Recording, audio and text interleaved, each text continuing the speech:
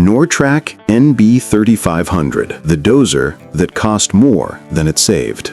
Cheap equipment sounds like a dream until you're 3 miles from the shop with a cracked frame and no parts truck coming. Back in the early 2000s, small contractors were getting squeezed. CAT and Komatsu prices kept climbing. The NB3500 showed up like a savior, a budget dozer that could do the job for half the cost. And for a few months, it almost did. Nortrac and Nortrac were offshore brands trying to break into North American dirt.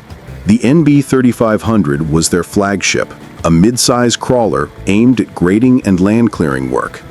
On paper, it had the specs: hydraulic tilt blade, decent drawbar pole, power shift transmission, and a price tag that made seasoned operators raise an eyebrow.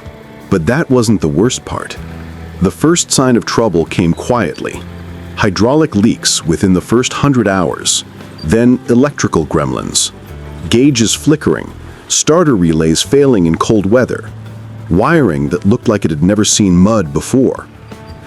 Then the frame cracks started showing up.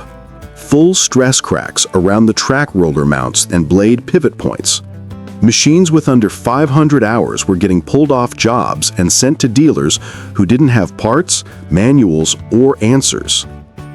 Contractors who bought them learned the hard way. Cheap iron isn't cheap if it doesn't work. Resale value dropped like a blade in soft ground. Mechanics refused to work on them. Parts had to be special ordered from overseas with lead times measured in months. One operator in Montana said it best: "I'd rather run a 30-year-old D6 with a leaky hydraulic pump than that thing. At least I know how to fix a D6." The NB3500 became a cautionary tale whispered at equipment auctions. It reminded an entire generation: when you're betting your livelihood on a machine, the sticker price is only the beginning. BelAZ 75710, the world's largest mistake. Imagine a haul truck so big it needs 2 engines. Now imagine trying to find a mine big enough to justify it. For those who worked open-pit mines in the 80s and 90s, haul trucks were the heartbeat. CAT 793s, Komatsu 930Es, machines that could move 300 tons and keep moving. But BelAZ, the Belarusian giant, wanted to build something bigger, something no one else could touch. They did, and no one wanted it. The BelAZ 75710 rolled out in 2013 with a world record, the largest haul truck ever built. Payload capacity, 450 metric tons. 2 16-cylinder diesel engines producing 4,600 horsepower combined. Nearly 8 stories tall loaded. It was engineering theater, a rolling monument to what heavy machinery could be if you ignored every practical constraint. But this is where ambition met reality. The 75710 had one fatal flaw. It was too big for the mines that needed big trucks. Most open pit operations are designed around 300 to 400 tons max. Roads are graded for specific axle loads. Loader buckets are sized to fill trucks in 3 to 5 passes. The 75710 didn't fit that scale. Roads had to be widened. Loaders made more passes, slowing cycle times. Fuel consumption was absurd. Tires cost more than small cars, each one. And when something broke, there was no parts network, no mechanic who'd seen it before. BelAZ built a handful. A few went to massive Russian coal operations where size mattered more than efficiency.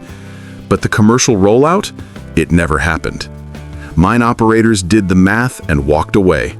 The 75710 wasn't just expensive to buy, it was expensive to exist. Every mile, every ton cost more than running 2 smaller, smarter trucks. John Deere 764 High-Speed Dozer, half grader, half dream. What if a dozer could move like a grader? Fast, precise, and versatile. Operators wanted to know. John Deere tried to answer. The 764 High-Speed Dozer was that answer, and it confused everyone. In the mid-2000s, Deere was carving out a niche in a world dominated by Caterpillar and Komatsu. The 764 was their moonshot, a machine that could grade, doze, and move faster than anything in its weight class. It featured a 6-way blade for finish work, hydrostatic drive for variable speed. Top speed around 7 miles per hour, twice as fast as a typical dozer. A narrow, long frame for maneuverability.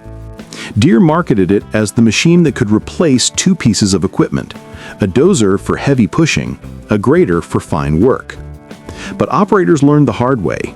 Machines that try to do everything often do nothing well. The 764 was fast, that part worked. But the tracks were narrow, making it unstable on slopes. The blade lacked the raw cutting power of a true dozer. And the hydrostatic transmission suffered in heavy, high-resistance work. Contractors who bought them for grading still needed a real grader for final passes. Those who bought them for dozing still needed a real dozer for anything beyond light cuts. The 764 spent years in Deere's lineup, but never found its audience. Some municipalities bought them. A few contractors used them on niche projects, but the market stuck with dedicated dozers and dedicated graders. One contractor in Texas put it bluntly, "It's a nice idea, but I'm not paying $400,000 for a nice idea. I'm paying for dirt moved per dollar."